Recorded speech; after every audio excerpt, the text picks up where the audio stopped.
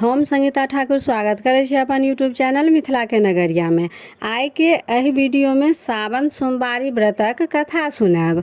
अगर चैनल पर नया छी तो चैनल के सब्सक्राइब जरूर कर लेब, कियाकि एहि चैनल पर मिथिलांचल से जुड़ल हर पावन तिहार के जानकारी, धार्मिक कथा आ पूजा पाठ से जुड़ल उपाय भेटत। तो चलू आब कथा सुनू। प्राचीन काल में एक गाँव में एकटा ब्राह्मण रहैत छलाह। हुनका एकटा बेटी रहनि। हुनका भाग्य में लिखल रहनि जे ओ विवाह होइते विधवा भऽ जेती।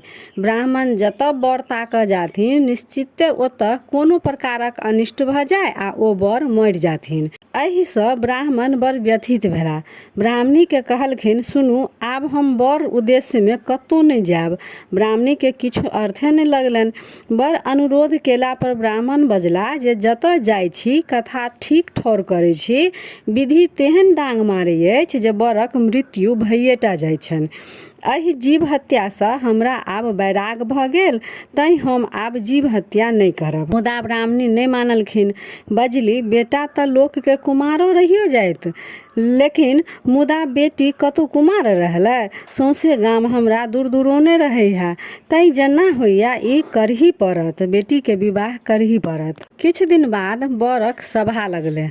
अंतिम सभा रहे। एकटा ब्राह्मण घर घुरि कऽ जाइत रहथिन।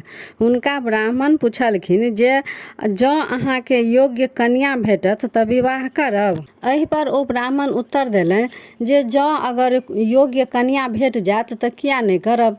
घर जा ब्राह्मण ब्राह्मणी के कहलखिन, हम बर आनि देलहुँ, आब शीघ्रे विवाहक ओरियान करू।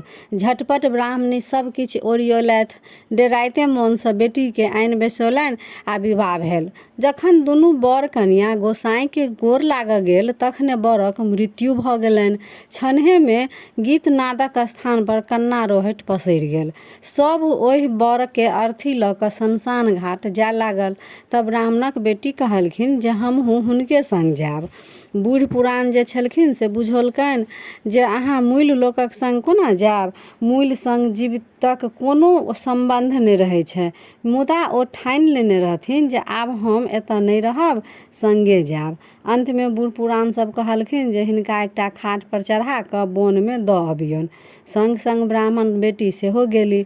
ओहिठाम चाननक एकटा गाछ रहै। ब्राह्मण बेटी ओहि गाछ तर नितहु एक ठाहि भोर कनथिन आ एक ठाहि अपन साँझ कनथिन। ओहि गाछ पर विधि विधाताक वास छलनि। विधि पूछलखिन विधाता सँ जे एते राति कऽ के कनै अछि। तखन विधाता कहलखिन जे एकटा ब्राह्मणक बेटी छथि, ओ विधवा भऽ गेल छथिन।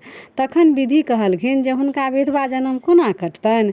विधाता कहलखिन जे एहि दुआरे अहाँ के कोनो बात नहीं कहै छी।